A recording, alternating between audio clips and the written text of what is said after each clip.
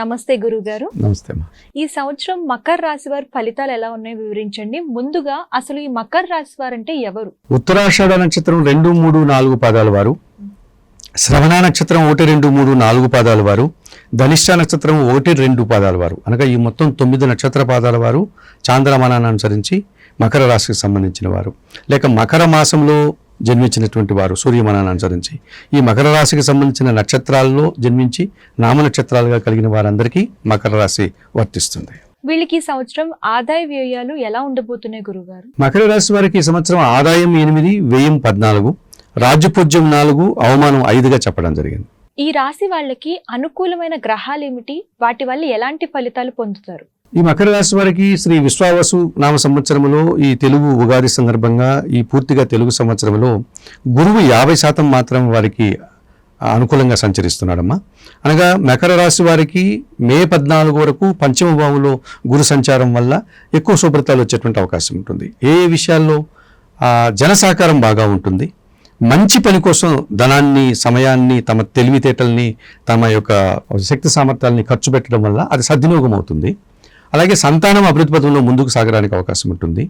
పిల్లలు మరింతగా అభివృద్ధి పదంలో ముందుకు వెళ్తారు. వారికి సంబంధించిన శుభవార్తలు వినగలుగుతారు. వీరు ఏదైనా ఇష్టంగా ఈ కార్యక్రమాన్ని చేయాలి ఈ సంవత్సరం అనుకుంటే ఆ ఆలోచనలంతా కూడా అవి ఆచరణ సాధ్యమవుతాయి. అలాగే ఆ కార్యక్రమాలంతా కూడా కార్యరూపం దాలుస్తాయి. ఇటువంటి విషయాల్లో మే 14 వరకు గురువు వీరికి 50% సుఫలితాలను అందిస్తున్నాడు. ఆ తర్వాత కాస్త ప్రతికూలంగా మారేటువంటి సందర్భాలు కనిపిస్తుంది. ఇక మకర రాశి వారికి చాలా విశేషమైనటువంటి శుభ పరిణామం ఏమిటి అంటే కంప్లీట్గా ఏలినాటి శని దోషం తొలగిపోయింది. శని భగవానుడు ఈ సంవత్సరం ప్రారంభం నుంచే ఉగాదికి ముందు రోజు నుంచే మీనరాశిలోకి వెళ్ళిపోవడం వల్ల మకర రాశి వారికి 7.5 సంవత్సరం శని దోషం పూర్తిగా తొలగిపోయింది. శని ఇప్పుడు 2.5 సంవత్సరం వారికి పూర్తిగా సహకరిస్తాడు, మంచి ఫలితాలను అందిస్తాడు. గతంలో 7.5 సంవత్సరంలో నిలిచిపోయిన కార్యక్రమాలన్నీ ఇప్పుడు ప్రారంభించి వారు మంచి ఫలితాలను అందుకోగలుగుతారు. గతంలో కొన్ని వీరికి రావాల్సినటువంటి ఆదాయం కానీ ఇతరత్ర మంచి ఫలితాలు ఏమైనా ఆగిపోయి ఉంటే అవన్నీ తిరిగి రావడానికి అవకాశం ఉంటుంది. వ్యవసాయ భూములకు సంబంధించిన వివాదాలు పరిష్కరించుకోగలుగుతారు. వ్యవసాయంలో మంచి పంటలు పండించి అధికమైనటువంటి ఉత్పత్తులు సంపాదించి ఆదాయాన్ని అందుకోగలుగుతారు. ఇంటా బయట పనివారి సహకారం వల్ల కొన్ని కార్యక్రమాలు సునాయాసంగా చేసుకోగలుగుతారు. ఆ రకంగా వీరు ఏలినాటి శని దోషం తొలగడం వల్ల పూర్తిగా వారు సంతోషకరమైనటువంటి జీవితాన్ని ఈ సంవత్సరం పొందుతారు. 100% శనిక వీరికి యోగకారకుడుగా ఈ సంవత్సరం మనకు కనిపిస్తుంది.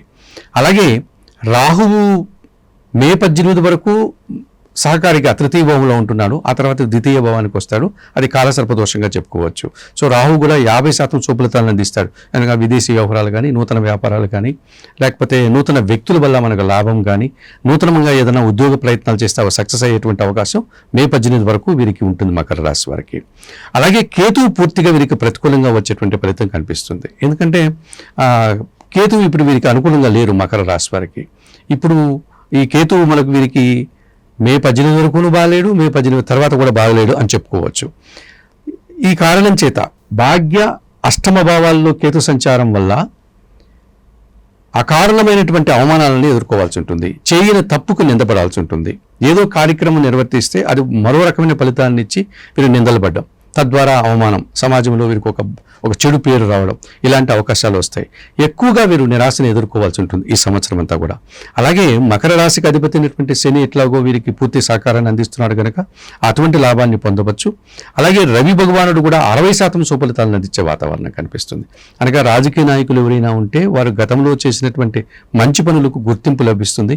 అవార్డులు లాంటివి కానీ సత్కారాలు పొందేటువంటి పరిస్థితి ఉంటుంది. ఈ మంచి రాజకీయ నాయకుడిగా ప్రజల్లో ముద్ర వేసుకోగలుగుతారు. అటువంటి ఫలితాలు మకర రాశి రాజకీయ నాయకులు పొందడానికి అవకాశం కనిపిస్తుంది. కుజుడు కూడా మకర రాశి వారికి వ్యవసాయ భూములు కొనుగోలులో కానీ, ఈ రియల్ ఎస్టేట్ రంగంలో పనిచేసే వాళ్ళు కొంతమంది మనకు గార్డెన్ పొలాలు అని అమ్ముతూ ఉంటారు కదమ్మా, అటువంటి కొనుక్కోవడానికి అవకాశం ఉంటుంది. ఫామ్ హౌస్ లాంటివి కట్టుకోవడానికి అవకాశం ఉంటుంది. అటువంటి వాటిలో మంచి ఫలితాలు రావడానికి అవకాశం ఉంటుంది. వీళ్ళకి ప్రతికూలమైన గ్రహాలు ఏమిటి? వాటి వల్ల వీళ్ళకి వచ్చే ప్రభావం ఏంటి? ఎలా ఉండబోతుంది? మకర రాశి వారికి అదే మే 14 తర్వాత గురువు ప్రతికూలంగా మారుతున్నాడు. గురువు ప్రతికూలంగా మారడం వల్ల జన సహకారము లేకుండా పోతుంది. అనవసరంగా ఖర్చు పెట్టాల్సి ఉంటుంది. విద్యారంగంలో వీరు ఊహించినంత ఫలితాలను పొందలేకపోతారు. పోటీతత్వాన్ని ఎదుర్కోలేరు, వెనకడుగు పడిపోతారు. అనుకున్నంత ఫలితాలు రానేటువంటి వాతావరణం కనిపిస్తుంది. అలాగే సంతానంతో మనస్పర్ధలు, కొన్ని అనుకున్న పనులు జరగకపోవడం, ఇవి జరగడానికి అవకాశం ఉంటుంది. ఇక శని ఎట్లాగో పూర్తిగా సహకరిస్తున్నారు కాబట్టి ఇబ్బంది లేదు. లేదు వీరికి. అలాగే రాహువు మే 18 వరకు పూర్తిగా సహకరిస్తున్నాడు. మే 18 తర్వాత ద్వితీయ భావానికి వస్తాడు. అప్పుడు వీరు మాట్లాడే ప్రతి మాట ఎదుటివారు అపార్థం చేసుకునే అవకాశం ఉంటుంది. వీరు సదుద్దేశంతో మాట్లాడితే అది వారికి మరో భావాన్ని అర్థమయ్యేటట్టుగా చేసి తద్వారా అభిప్రాయ భేదాలు మనస్పర్ధలు రావడానికి అవకాశం ఉంటుంది. కుటుంబంలో దుబారా ఖర్చులు చేసి తద్వారా ఇబ్బందులు కొని తెచ్చుకుని వారు అవుతారు. అట్లాగే కేతువు కూడా వీరికి పూర్తిగా అనుకూలంగా లేడు, భాగ్యభావంలో ఆ తర్వాత అష్టమ భావంలో. అందువల్ల కేతువు అనుకూలంగా లేడు, రాహువు 50% అనుకూలంగా లేడు, గురువు ఒక 50% అనుకూలంగా లేడు. మిగతా గ్రహాలన్నీ వారికి బాగానే ఉన్నాయి. ఈ రాశి వారికి పరిహారాలు ఏమైనా చెప్తారా గురుగారు? తప్పనిసరిగా వీరు దక్షిణామూర్తి శ్లోకాలు చదువుకోవడం, దక్షిణామూర్తి దర్శనం చేసుకోవడం, తద్వారా వీరు సుఫలితాలు పొందడానికి అవకాశం ఉంటుంది. లేకపోతే వీరికి అందుబాటులో ఉన్నటువంటి గురు సంబంధమైన ఏ ఆలయానికైనా గురువారం రోజు వెళ్ళి అక్కడ అర్చనాది కార్యక్రమాలు నిర్వర్తించడం వల్ల కూడా మంచి ఫలితాలు వీళ్ళు పొందడానికి అవకాశం ఉంటుంది. ఇక రాహు ప్రతికూలంగా లేడు గనుక మే 18 తర్వాత దుర్గాదేవిని కానీ చాముండేశ్వర అమ్మవారిని కానీ దర్శనం చేసుకుని అమ్మవారికి కుంకుమార్చన లాంటి పూజాది కార్యక్రమాలు నిర్వర్తించడం, అమ్మవారికి సంబంధించినటువంటి శ్రీదేవి ఖడ్గమాల స్తోత్రాన్ని నిత్యం చదువుకోవడం వల్ల మంచి ఫలితాలు పొందడానికి అవకాశం ఉంటుంది. కేతువుకు సంబంధించినటువంటి పూర్తి దోషం కనిపిస్తోంది కనుక నిత్య గణపతి ఆరాధన చేయడం, గణేశాష్టకం చదువుకోవడం, గణపతికి గరికమాలను సమర్పించడం, ఇలాంటి కార్యక్రమాలు. గణపతి ఆలయానికి వెళ్ళలేని వారు ఇంట్లోనే ఒక చిన్న గణపతిని ఏర్పాటు చేసుకుని మీ శక్తి మేరకు గణపతి ఆరాధన చేసుకోగలిగితే మరింతగా మంచి ఫలితాలు రావడానికి అవకాశం ఉంటుంది.